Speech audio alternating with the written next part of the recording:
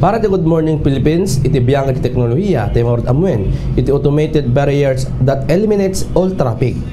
Dagiti makina, apan nangyayakar iti pagnaan, kahit mabalin nga usaren dagiti turay, iti kalsada makapadas, pinadagsen a peak period, a direksyonal a trapiko, akas paset dagiti aktibidad ti contraflow lane tapno makontrol, ti trapiko ken mapasyaat ti kinatalged, dagiti trabador. Dagiti disenyo, iti contraflow, ket kadaywan a kasapulan ti panagusar, ti maysa a makina ti laped, amang yakar tapno mga utang ti maysa nga off-peak a direksyon a linya ti kanayunan a pantok ti direksyon a linya ket panagusar ti mayakar a konkreto adalan a mangisina ti contraflow lane manipod kadagiti agsunumbangir nga ayos ti trapiko.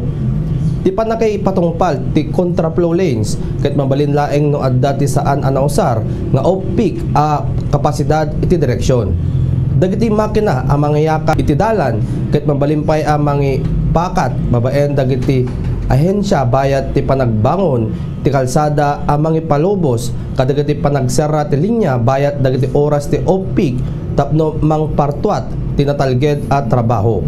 Dagiti mayakar a barrier operations ket panggep mapasyaat ti panagayos ti trapiko babaen ti napardas ken episyente a panagbalbaliw ti configuration ti linya iti maysa a freeway. Dagiti makina amang rigrigat iti dalan ket mangpartuat kadagiti puntos ti serrek ken panagwaran para kadagiti contraflow lanes bayat kadagiti berselis a pakdaar arwangan ken kadagiti karatula ket maipakat iti ngato ti ayos ti panagsara tapno mapakdaaran dagiti motorista ti baro a konfigurasyon ken tapno mai-channel dagiti logat iti baro adalan ti trapiko.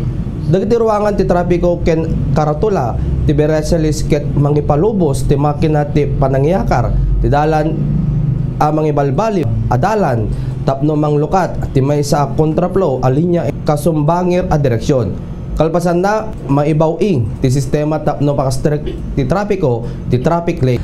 Daytan ti biyang ti teknolohiya siyak tubumbok kay Sibiliana Ben para sa #1 and most trusted radio network in the country, Bombo Radio Philippines, Basta Radio, Bombo. Good morning Philippines.